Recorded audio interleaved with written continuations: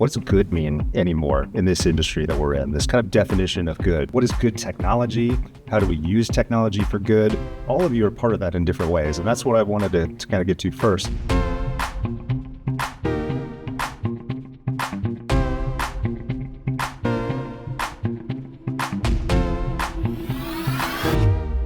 Welcome, everybody, and thanks for joining us on another episode of Tech Unscripted, here where we have really one agenda, and that is to bring together really interesting leaders from really interesting companies to talk about what we hope will be a really interesting topic. I think we've got a really meaty one today around the definition of good in the world we're living in now around technology. And so I am really, really pleased and really, really grateful to be joined by four panelists, experts all in their own field. Quick introductions: Elliot Dirksen, distinguished engineer from Grayson Technologies. Thank you for being here. Thank you. We have Gus Leon Delgado, senior project manager at Emerson. We have Andrea Boneschi, solutions architect from Trustmark Ultima. And finally, Chris Spencer, CTO of Cincinnati Children's Hospital. Gentlemen, thank you for your time. We really appreciate it, and hope we have some fun today. Let's get into it. We have, I think, what is one of the more interesting, timely topics around the idea of what does good mean anymore in this industry that we're in, this kind of definition of good. What is good technology? How do we use technology for good? How do the people that in our sphere see the good in technology? And all of you are part of that in different ways. And that's what I wanted to kind of get to first. Let's start with maybe the more straightforward. Technology and its application to the business. And maybe just wanted to hear a story from each of you, or a recent example of where you've done something, led something where you've seen technology really have a material business impact, something that you can go and explain to anyone in the company and they're going to say, I get that. Yes, I agree with that. And maybe Chris, I'll start. Sure. We'll work our way down. Yeah, I think for us, it's obviously in the business of treating children in pediatrics, and I think it's very different to have an adult medicine versus pediatrics and finding ways that kids can relate. And so I think what we've found is that most kids relate to digital avatars. They've got the Roblox, they've got the Fortnite. So we've been able to create a digital twin using the appropriate avatars that we can then engage kids on a much different level. We use that for all kinds of pre and post-op, for clinical care, for research studies, for epileptic patients. And so I think we've had a lot of success, and we look forward to expanding that so we can extend our reach to kids all over the world. And we can start to treat them now on a much broader perspective, using technology that they can relate to on a daily basis. That's amazing. A super inspiring use case, and one that, I think anyone can kind of see the application of technology there.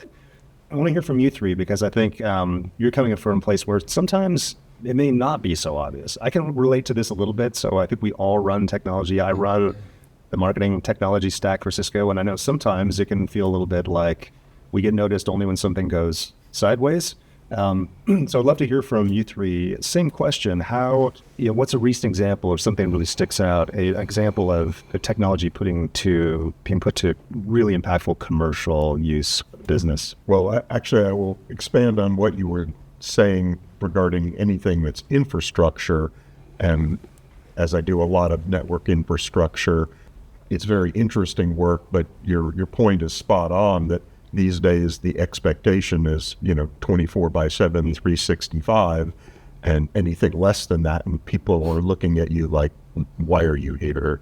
For me, and I'm still doing hands-on field work, for me, I've really enjoyed being able to troubleshoot problems and finding things where, maybe other people have tried to find the solution to something and being able to solve a problem. That's a big payoff for me. So it's not necessarily technology, but it revolves around technology. Yeah, and there's something I think really profound in that about what we can bring as technologists to the business. Sometimes it is unseen or unseen yet. And I think that's a really important point in this, is that the good can be about preventative. It could be about diagnostic. It could be about the things that keep something from going sideways in advance. Thank you, Elliot.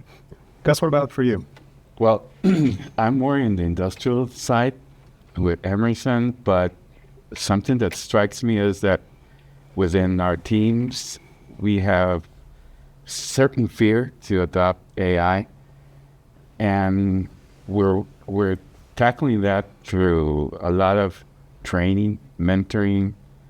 I like that because there was a lot of scaredness within the company and my teams because they felt it was going to take their jobs away.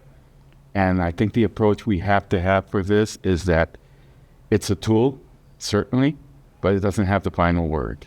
It's us that give that final word, and we have to understand and be more sensible to what that's bringing to humanity, to our communities, and to the world, because it's important to never lose that front that the human side is always more important than what comes with AI. It's a big theme right now. Well, we're going to come back to this one. So I want to hear from you, Andrea, and we're going to come back to this theme in a moment.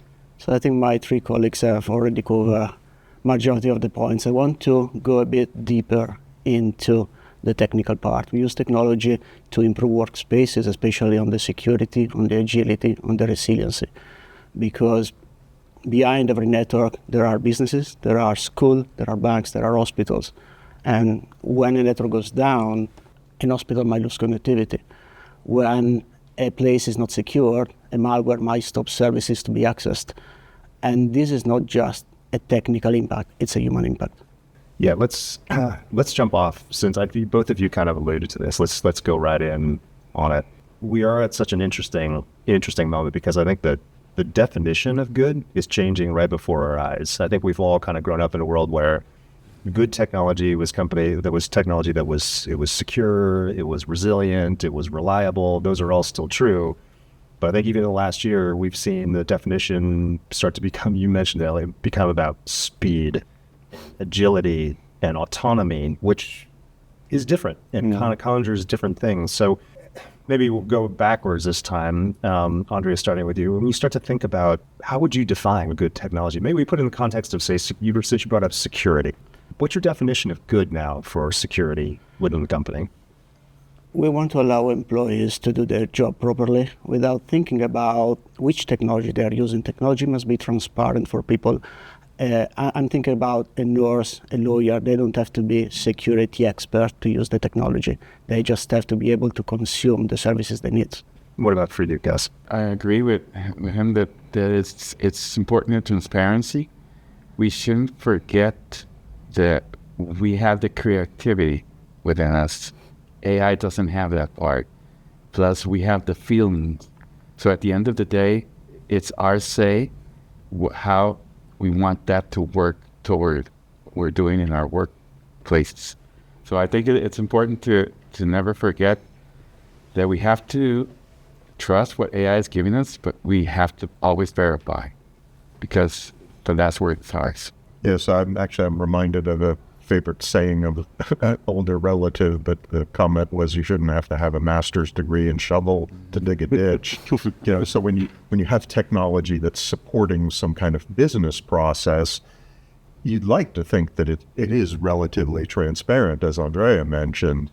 In other contexts, maybe that's more forward if you're doing scientific research or something like that. So it's very context sensitive, but since a lot of what I think we all do revolves around supporting some kind of business process. But yeah, it should, in a relatively non-obvious way, just aid somebody to get something done. It's an extension or a support of a business process. Right.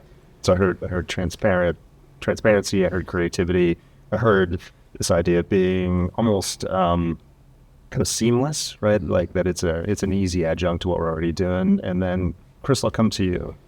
Yeah, I think I take a little different perspective because I think there has to be a balance. If it's overly secure, it's not functional. If it's too functional, it's not secure. And I think I work with my security colleagues all the time to find that balance. I think Cincinnati Children's operates really two different organizations, one in the research space and one in the clinical care space. And those two have to be handled a lot differently. I think adding too much layer of complexity and adding too much layer of security, we would limit ourselves in drug discovery, clinical trials, research, We have a long history of being the first of many different vaccines and different medical treatments that are developed in the pediatric world. So I think we pride ourselves on that, but we also don't want to limit ourselves on that by adding too much layer of complexity. But I think in the clinical space, yes, we define good as improving child outcomes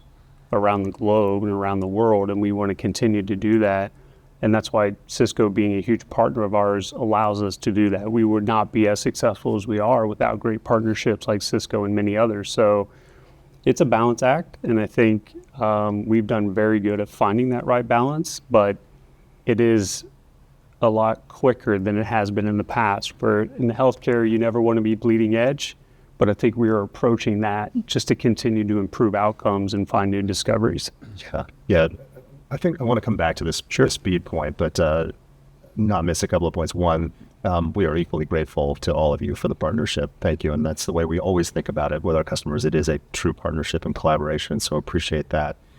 Also wanted to go back to, Gus, you brought up such an interesting word, creativity. It's not one that we often, when we do these kind of technology conversations, that word doesn't come up that often. And so I wanted to kind of pause on that for a minute, because the first example that you shared, Chris, was, I thought, really creative.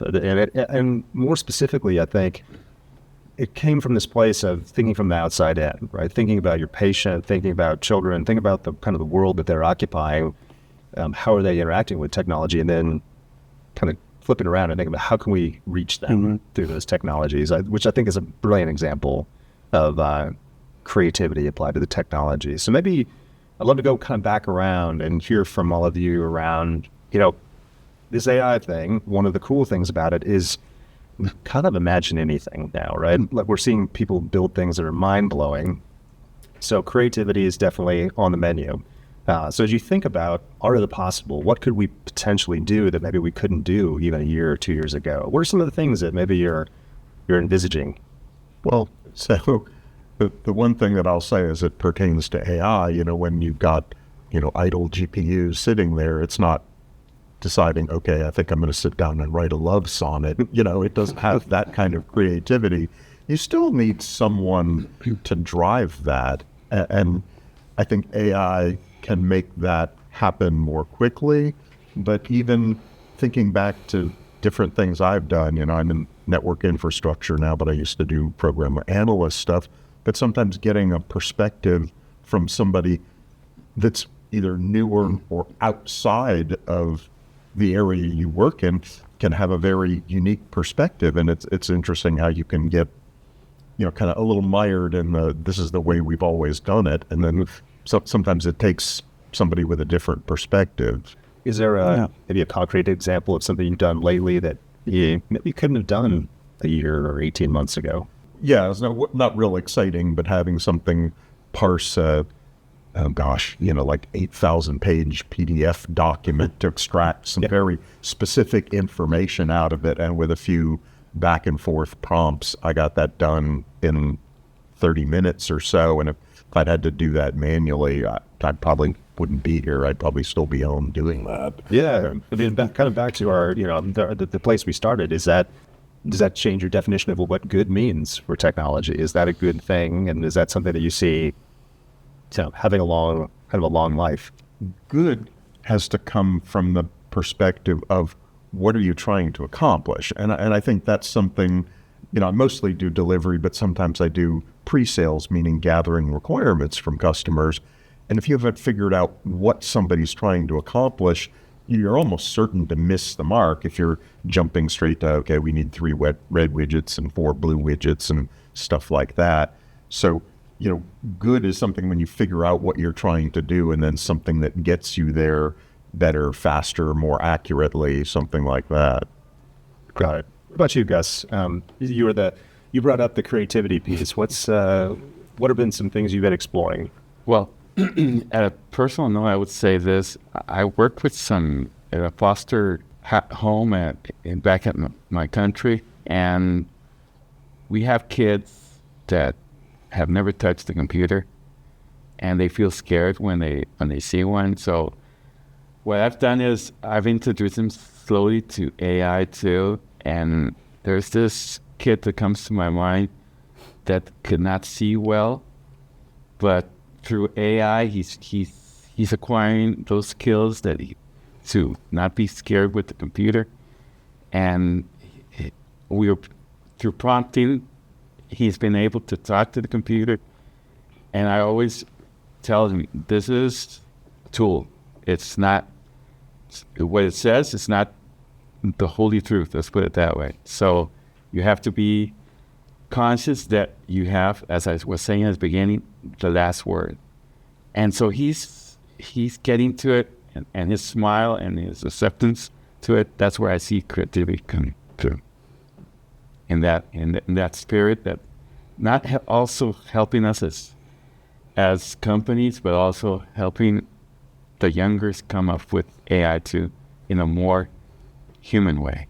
So it's kind of interesting, and Gus, you and Chris, obviously you have kind of touched on that population, children, young people who are going to grow up really kind of natively in this technology. I wonder if kids are smart. Kids are very smart. I think we learn a lot.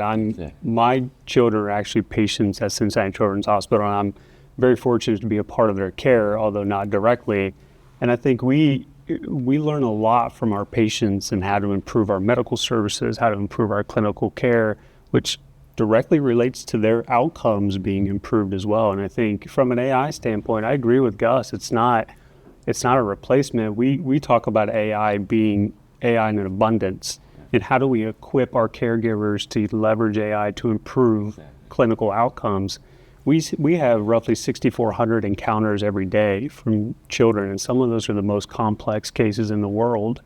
And I think, how do we leverage not only the caregivers and the clinicians, but also the parents to them? When the kid goes home, they become the primary caregiver. How do we equip them to be better?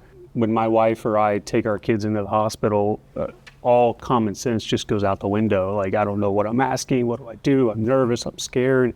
And so how do we leverage AI agents to be that family companion at home to continue to improve that child outcome? And I think leveraging our patients and our kids to say, what would you like out of your experience? What would you like when you go home? And how can we make that available to you when you come in and out of our health system?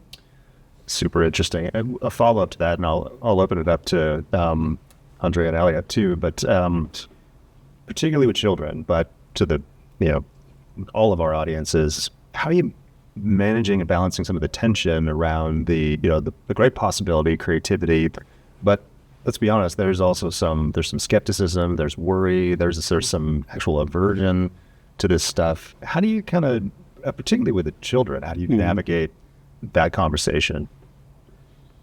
You have to be close to them. You have to be honest. As been said here, children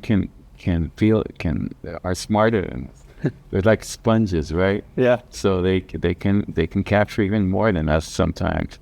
And I agree we learn from them too. So we have to insert in them that value of transparency, honesty, and something that we haven't mentioned, the ethical part too. That we have to be ethical, because what we put out there, it goes to the world too, right?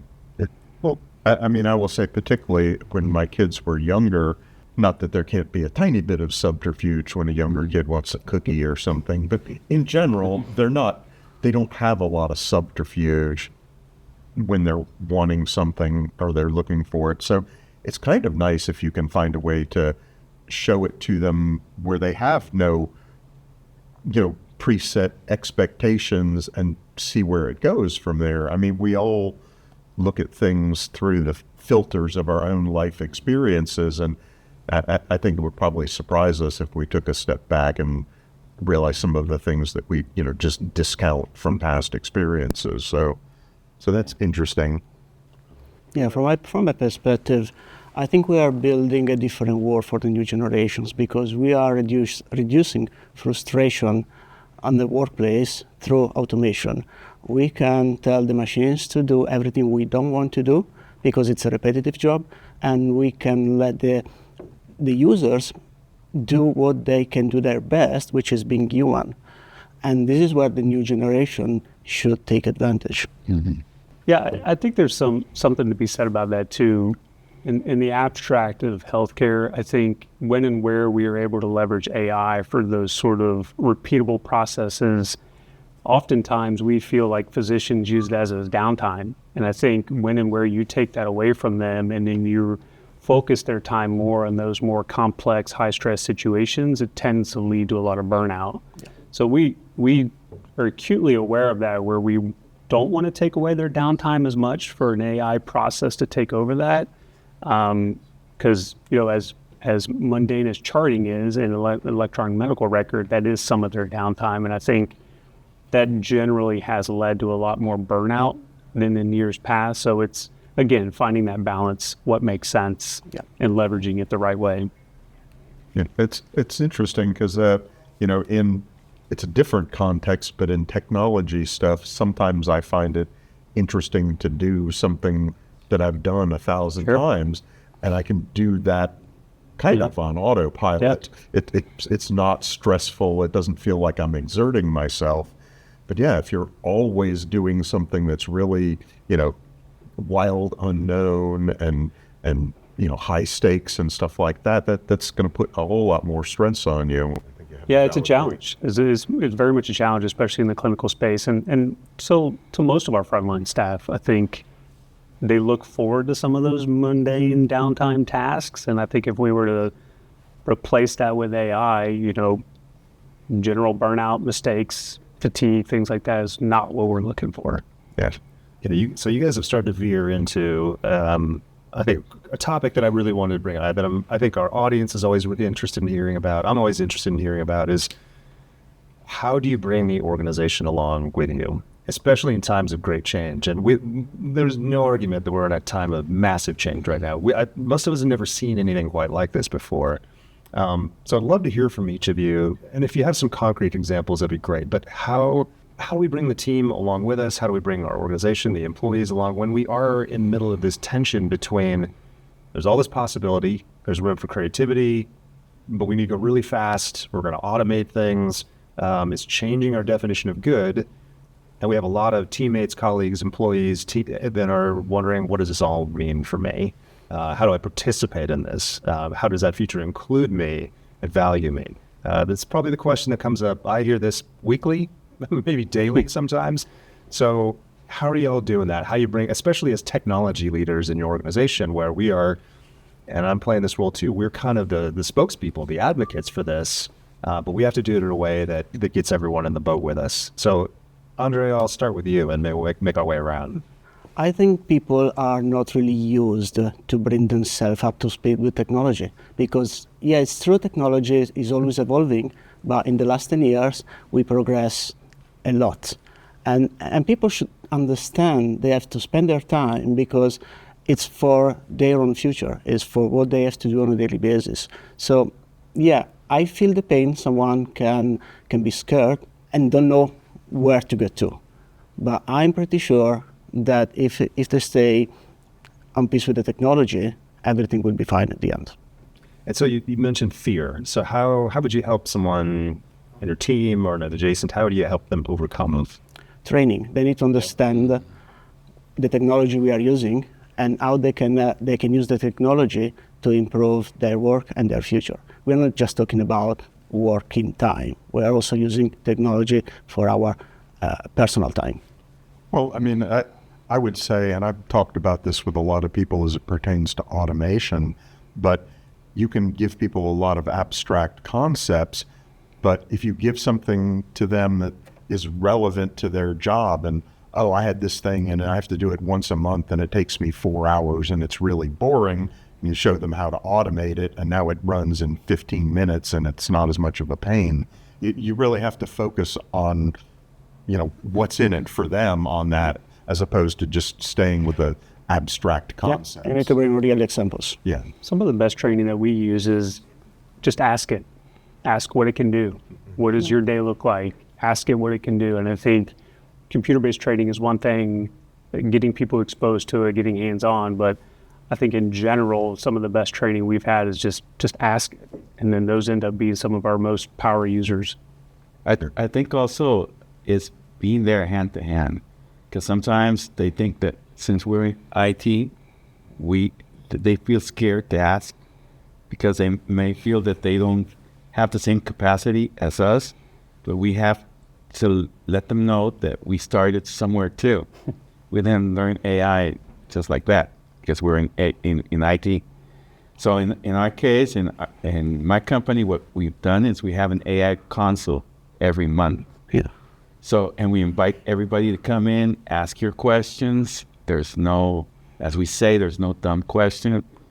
Ask them, because that's the way we all learn at some point, not only AI, but IT itself. We weren't put in our positions right now because of what we learned overnight.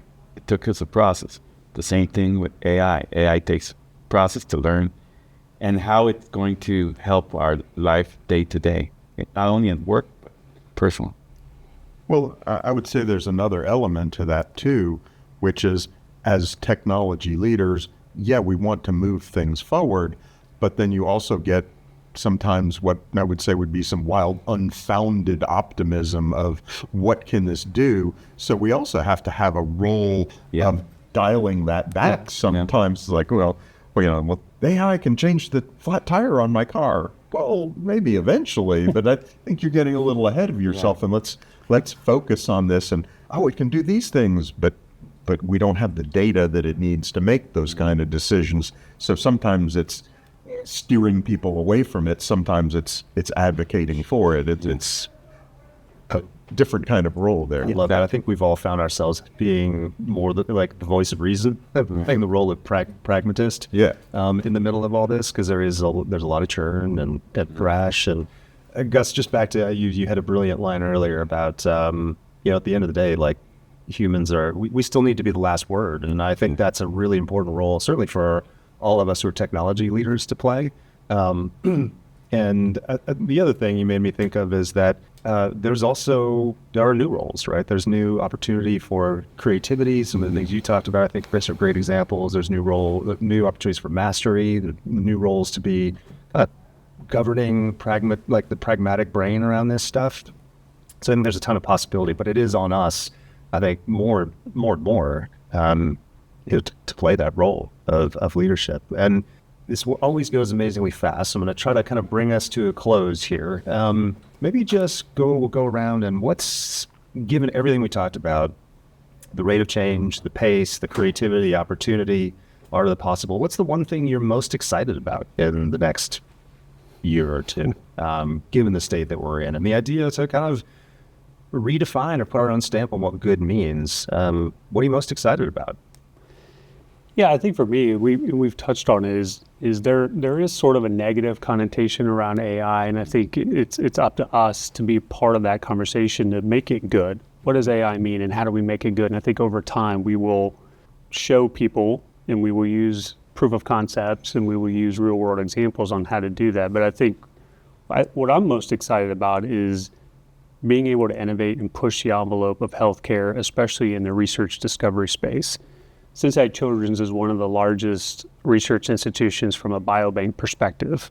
And I think we're one sort of LLM away from finding a whole new cure for whatever rare diseases are out there, or a drug discovery. And I think being able to leverage AI, being able to leverage machine learning and training LLMs, and being one of the largest organizations with the biobank facility, we're only one step away from changing the world and how we improve outcomes for children and adults around the world. So it's really exciting from my perspective. It'll be fun to watch.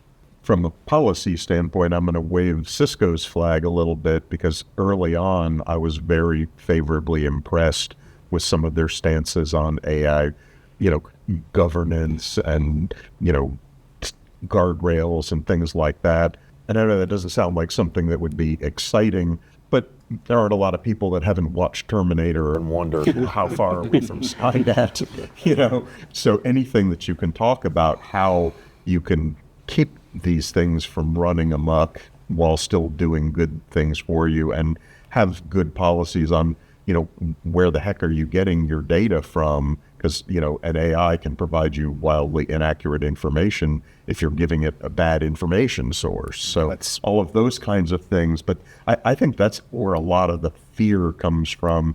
And I think we do people a disservice by trying to do, these aren't the droids you're looking for on that. We kind of have to take that head on and say, okay, we're aware of this, and this is what we're doing to try and address those sorts of concerns. That's great. It's profoundly important. I think it's one of the reasons we're so proud to be part of things like Project Glasswing and to be kind of on the forefront of that. It's something we did responsibility we take really seriously because we are going to need more of this, not less. So it's a great point.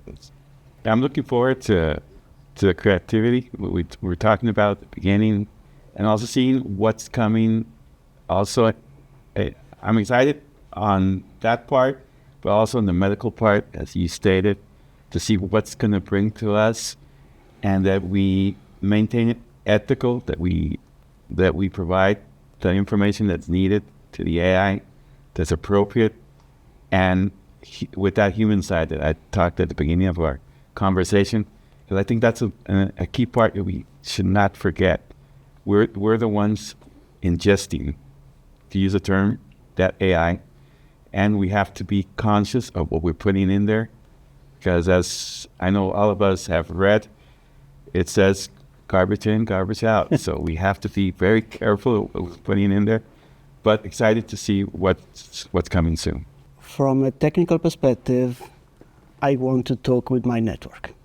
I know that's something we can already do because Cisco has already proven that with AI Canvas, we can collect information from across all our devices, we can interact, we can ask for configuration, we can also ask for troubleshooting. This doesn't mean that engineers are lazy and they don't want to do their job, but they can focus on more high-level tasks. And I think one of the good points with Cisco AI is that it's something developed internally. They are not relying on third party. So it's much easier to train the model and be focused on what it really has to do. I will just add plus 100 to all of that and say, I think what I'm most excited about is the fact that we don't know yet. We don't know all the answers to these things yet. And that creates a whole new frontier for all of us, and a frontier where I think we've defined today that we're going to need creativity, we're going to need transparency, we're going to need some pragmatism and governance.